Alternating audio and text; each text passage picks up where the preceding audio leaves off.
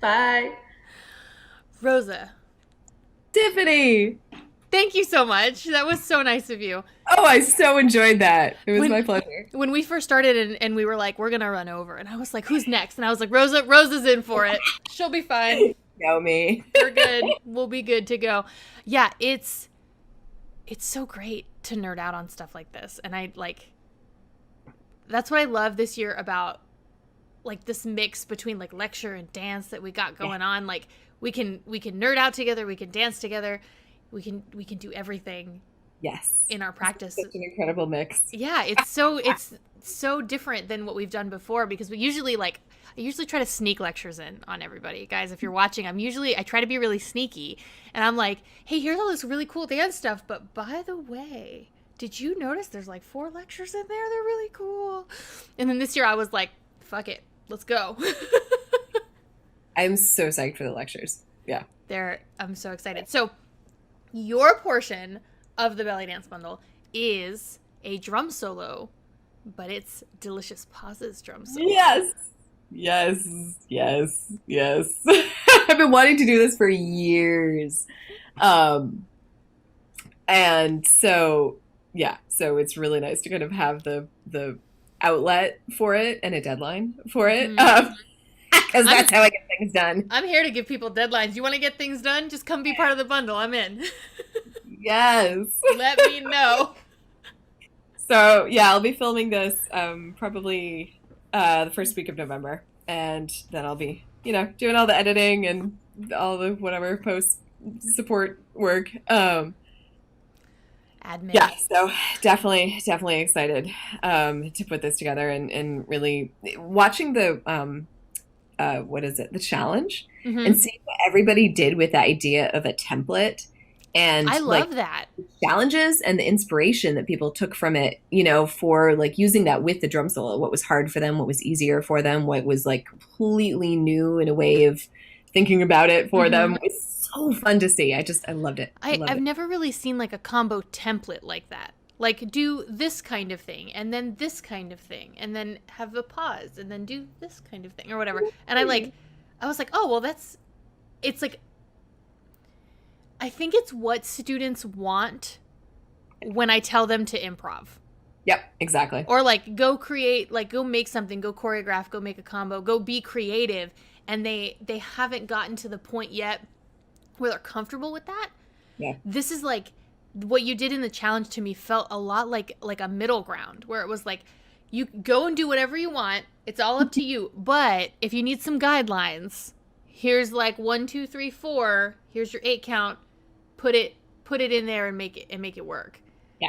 And it's like it was great to watch everybody's combos because they were all so different. Yeah. Yeah. Yeah. I don't think I saw any two uses of a pause the same, which was so fun. Yeah, I've been doing this with my beginner students actually for a really long time. Like we'll have our session and then towards the end of the session, I'll have them like pair up and cat fur. I have them pair up. Luckily, it doesn't probably show on Zoom. Here's my um, my cat is also just hanging out. yes, baby. What's this cat's name? Mahmoud. Mahmoud. I Oh. named him after Mahmoud Reda. I'm that much of a dance nerd. I love it. Love it. Um, You've been yeah, doing this with your I'll beginner have my students. beginner students like pair up, or I'll pair them up because I hate being told to pair up. That's awkward. So I pair them up, and then, this is when I'm teaching in person classes, which is not right now. But hey, Do I pair breakout them up, rooms on and Zoom. You can do it. yeah, all the way. Zoom, so much Zoom.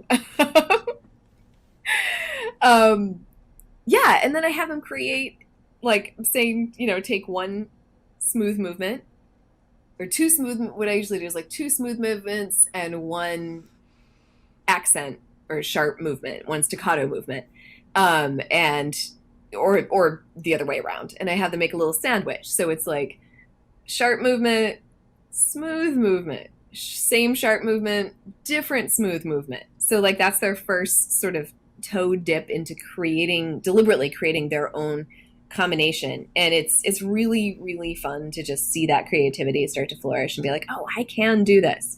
And I love that. So that's something I've worked with in that format for, I don't know, a bunch of years. And I've started specifically since I've been teaching on Zoom. I've started doing that a lot more in my like upper level classes, but with pairing that with rhythms as a way of teaching rhythm, Mm. people getting people to know the rhythms. And so that just dovetails nicely into creating this new instructional video for you. Because it's not even just doing the like a combo to the rhythm, it's you have to decide what the combo is to the rhythm, so it Yeah. has that extra level of like musicality and listening into it, and not just like do the combo listen, which is great and I love that too, Yeah. but I like this takes it almost like one step I like to farther. learn. I like to have rules when I'm learning something, and then Mm-hmm. I can break them. But I want to know what I want. I want a box. Give me the And box so I it's can rip it to shreds, but like, I need let's the do box first. that, I guess. um, yeah. So Appropriate. yeah, like I'll usually give them some example combos, and like here's a couple ways we can do this, and now it's your turn to take this and run with it.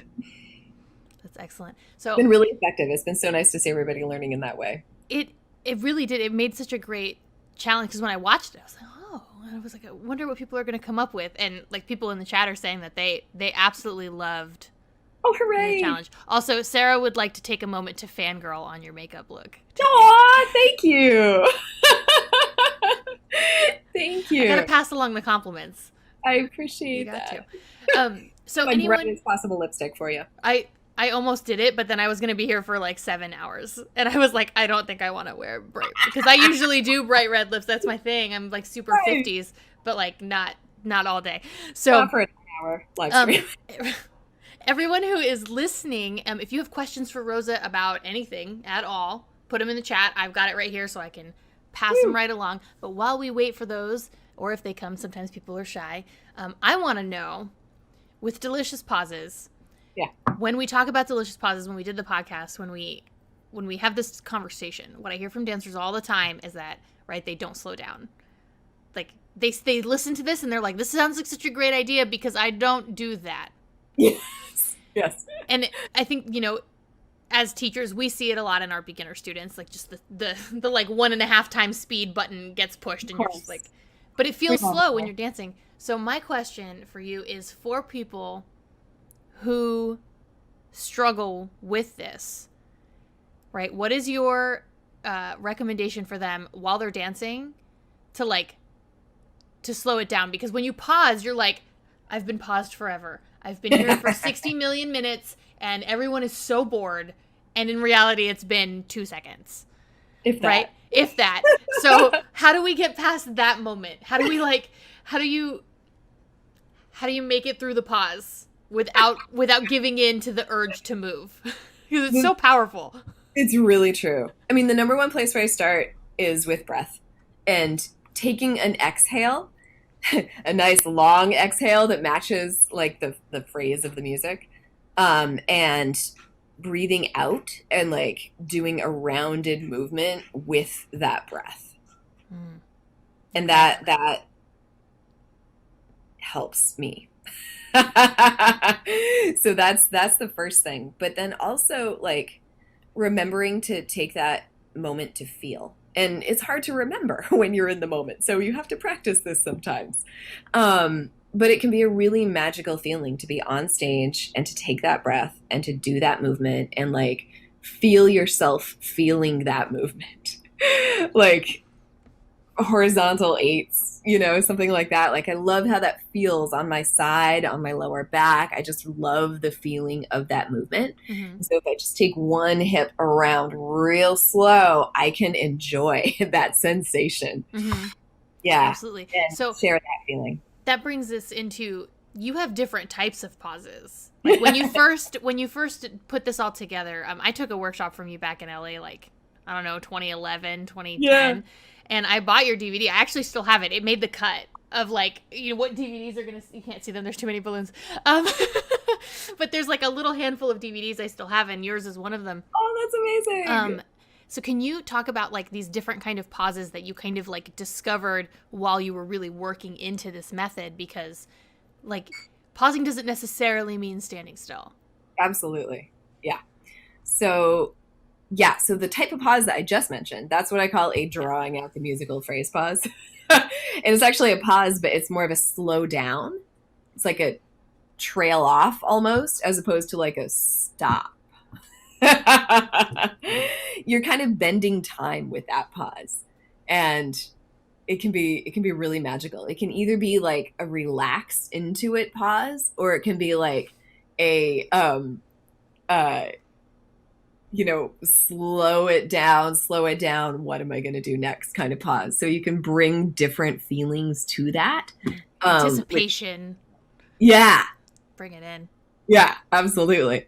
And then I have what I also specifically call an anticipatory pause, Ooh. where it's like a quicker one, where it's like a little gasp, a little hip lift up and in, or a little reverse undulation or something like that. That's like a little gasp that is meant to kind of be a little cliffhanger. And it's a shorter pause usually, but it's excitement and it's texture and that it's a way to kind of make a, what do you call it, choreography. Feel improvised, Mm. or the other way around. It's a way to kind of like make an improv, feel like you're really in control because you take that moment. So it can kind of do double duty that way. It's interesting because one of the challenges this year was from Esmeralda. She had this combo, and she did the same combo to like 4 or 5 different songs at the end of her video. Did you watch this one? I didn't see that one. Okay, No. you should go back and watch it because it's exactly what you're talking about. It's almost like using these different kinds of pauses and ways is it's almost I don't know how I'm just now understanding this and seeing it, right? Mind blown on the live party. But you can have this combo, and how you put the pauses in, whether they're drawn out pauses or stopping or anticipatory or whatever, then that's how you take that combo and change it to fit whatever the music is, so that the musicality comes with the combo, even though you're taking a combo from a totally different source and like putting it over here. And you can see this in Esmeralda's challenge video. Ooh, I'll have to check that out. My brain my brain is broken. You broke it. Yay! It's a little early in the day though for this. I still have 5 hours left and I'm brain dead now. Let's hope it's just a crack that opens and new things will grow up out of it. Holy crap, Rosa. It's the pauses that change the combo. Yep, the spaces between the notes. Because, like, I mean, I've always, you take a combo, you put it on something else, like, as a challenge, but I never realized that that's what I was doing to it to make it happen. I was just doing it. Got it. You got it. And you did it instinctively, which Yeah. means pauses are not unusual Or weird. or weird or incomprehensible or unattainable. You know what I mean? You did that without even realizing. Students are doing this all the time. They just don't know that that's what they're doing. Right. Just put a label on it. But when you put a label on something, you can teach it so much more easily, right? It's like, because I hear that. It's like, how do you go to a workshop, you take this class. What do you take from it? What do you learn from it? How do you keep that information? And I hear a lot of people, like they take combos or they take pieces or they take moves, right? But you never hear anything past that. It's like, okay, but you remembered those things, you wrote them down, you kept notes, whatever. But with them, what did you do with them? And like, this is what you do with them. This is what you do. Yeah. You make them your own in that way. You put them in an order that makes sense in your body. You put them in a sequence that brings out different aspects of the music in ways that speak to you.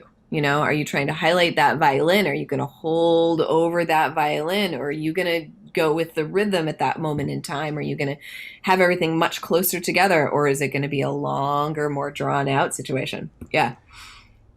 Rosa, you're a fucking genius. Woo! Thank you. You're a genius. All right, I have 2 questions in the chat because we need to get away from my broken brain. I can't handle this anymore. So Lorna would like to know, sometimes the pause feels awkward. Is there a way to know when it's a good time to have a pause? Are there certain musical cues to listen to? That's a very good question. Um, Something I would do, and something I am currently doing with some of my level 3 students, is watch some videos of some dancers and dance along with them At their speed. at their speed. And you'll notice in a really different way how it feels when they pause. And you can see if you like that or if you don't like that. Just because someone famous did it doesn't mean you have to love it, but or you don't have to love it for you, right? Both of those things are valid. Um, but feeling getting a sense of when is it exactly right is super subjective. Because there is no answer. Right? Right? So, finding examples of it that make sense to you in their application. Nesma, she's a dancer from Spain who lived in Cairo for a number of years in the 90s, and she had a career as a Rakshaki dancer there. And then towards the end of her career, she went to work with the Reda troupe, and she became kind of a um, an expert in Mahmoud Reda style and dances, and she's one of the leading experts in Europe now on that. And she is a contemporary current dancer who really really embodies those pauses in a way that I really adore. And there's a video of her. I'm going to write this down so I remember to send you the link. Yes, Dancing please. to Lissa Fecker, which always one of my favorites, in which she barely moves for the first like couple minutes of the dance, and it's so delicious and just like Bringing it full really circle. really yummy. Yeah. Another dancer, because we're focusing on Lissa Fecker in this class, and so the other one is that really sticks out for me is golly, why am I blanking? Mona Saeed. Um, Again, making a note to send this to you. We're just posting notes everywhere, Uh, all over the place. all notes. Yeah, Mona Saeed. And she's dancing at a festival. I'm not sure if it's Ahna Wasalan or another one, but it's a festival at Mina House in the 90s. And again, everyone was so shocked by like the fact that she didn't actually do that much, but she did a lot, know? And experiencing that and dancing those things along with her, with both these dancers, were really really eye-opening for folks as far as like where and when feels good to pause and looks good to pause. So that is one tool. And then of course videoing yourself if you're okay with that kind of thing, and then watching it back and being like, yeah, that worked. That really didn't work. And then what was that? Did you pause during a transition from one section to another? Did you let me see. Did you resist the rhythm, or did you allow the rhythm to take you, with it? Or did you feel like you were bullied by that rhythm? Like, was that a place where you want to resist more, or is that a place where you really want to let it go with you? So trying out those different combinations. So I can't say definitely right now you should pause or right now you shouldn't. And I know that can be really frustrating. Do you have a rebellious personality, Rosa, just in general? Because I wonder if that's part of it. Like the way you just put it, like, do you feel bullied by the rhythm so you want to like resist it? And I was like, oh, I almost wonder if our personalities are coming into like how we pause in our dances too. Like, are we pausing like, what's happening here? Let me listen. Like the questioners, or are you upholding the rhythm, or are you rebelling against the rhythm? Like I almost want like a personality test for pauses in dance. It's just like letting that rhythm like wash over you, like, letting yourself enjoy it and not feeling like you have to illuminate it immediately. You let yourself enjoy it, and then you join in it, so that's another use of that type of thing. If the rebellious aspect of it doesn't suit you. I'm in it for the rebellious aspect, man. That's all me right there. Dawn has a question. She says, after watching Stalking you for years, what I feel makes your pauses delicious is the moment where your face becomes the focal point. How do you train your expressions? Ooh, good question. Chat's coming up with the good questions today. I love it. Nice, John. Um, let's see. I did theater. I was a theater kid for a long time. So, um I'm trying to think specifically if there's I don't. Because you do that. I've seen you do that. I never Yeah. like noticed it, but it does. Yeah. Like you're doing a movement and you pause, and suddenly we're not necessarily looking at the pause or like the movement that's being drawn out, but it's like your Yeah. face in that moment is like so captivating. I know exactly what Don's talking about. I've seen it before. I just I never like put them together with the Yeah. pauses. But I'm trying to think specifically. I can't think of any specific exercises on that front. Um, but part of it, I mean, I know what I deliberately do is that idea, like I talked about earlier, of like experiencing it. mm-hmm. And another way into that for me in the pauses, in the delicious pauses methodology, is the idea of having a little internal monologue, and I call it like having a secret. So I'm deliberately having a little story go through my head, and not necessarily the story of the dance. So I'm not necessarily like saying I am dancing out this story. That's not at all what I'm talking about. That's not wrong. You can do that. There is no wrong. Right. But what I mean by that is to have this little thing that you're thinking about, this little like experience that you're having, that you're letting come out through your face. So, well, I like cats, as you probably saw. You're on the right live stream. So, yeah. And so, thinking about like a silly thing my cat did recently, or this really cute little hilarious thing that they did, or whatever.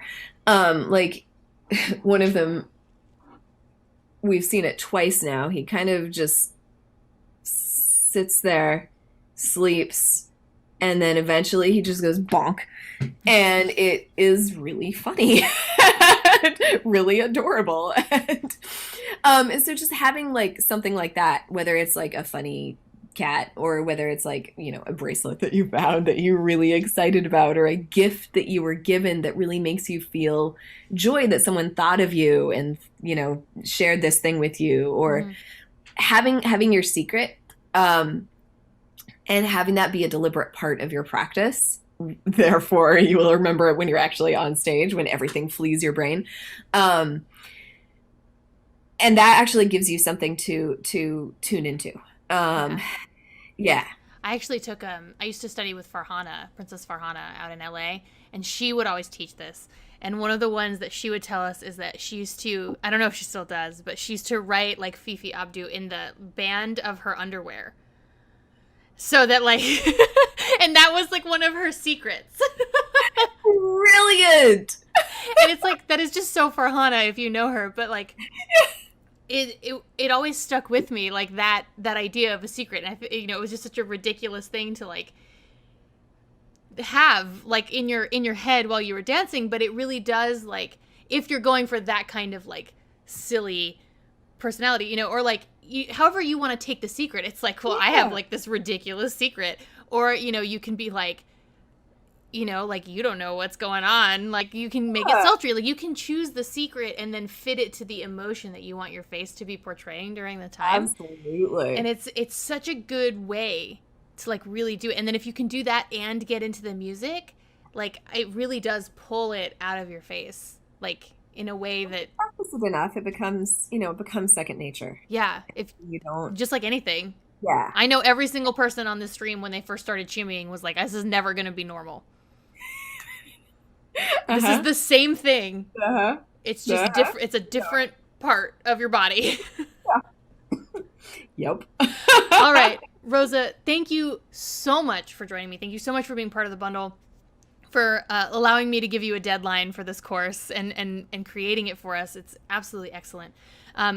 Everyone, If you haven't bought the bundle and you're on the bundle page watching this, you can hit the buy button below. It's on sale until Wednesday, and then it's gone forever. We'll come back next year, maybe, hopefully, but it will not have the same stuff in it. We might have some of the same people. We have contributors that return all the time, but the classes will not be the same. So if you are enjoying this live stream, if you're enjoying all of the 21 days of belly dance challenges that we had, this is the bundle you're going to want to get, and you're going to want to get it before Wednesday because I close it down. And then I don't let other people buy it. I always get emails. Deadlines. That's right. I told her I'd give her deadlines anytime she wants them. Just come to me. I'll do it. If you're on YouTube, you can just head over to thebellydancebundle.com and grab your copy there. If you were into what Rosa was saying about breath earlier, after our next showcase, we're actually having Renee on, and we're doing a breathwork demo because that's her class in the bundle is breathwork for belly dance. So and this is what I'm talking about when I talk about like how the bundle really flows together this year, like more so than I think it ever has, is that there's so many connections between classes. Like you take the pauses from this, and you take the takseems over here, and the tarab over here, and the breathwork over here, and they all lead to the same set of skills, so that you're really improving over the course of the bundle instead of just like a hodgepodge of whatever happens to be there. Like there is actually like a path in here that I really, really love. I'm super. That's amazing, Tiffany. And who knew it was going to happen? It's everybody just gives me their stuff, and I'm like, I start talking to people, and I'm like, oh, look at this. And these go here, and then this goes over there. I'm super excited about it. You built this. You built such an incredible thing, and I'm so grateful. And then I got a bunch of balloons to celebrate it because it's year 4. 4 years of the bundle. I can't believe it. And you've been with us every single year because you're a badass. Woo. Badass bundler right here. I'm into it. Rosa, do you have anything else you want to share with people before we jump into our next showcase? Oh, goodness. Remember to breathe. We all need it. We all need it. Take a breath. Yeah, we're gonna take a lot of them here in a minute with Rania. Excellent. Well, I will let you go on to the next amazing person.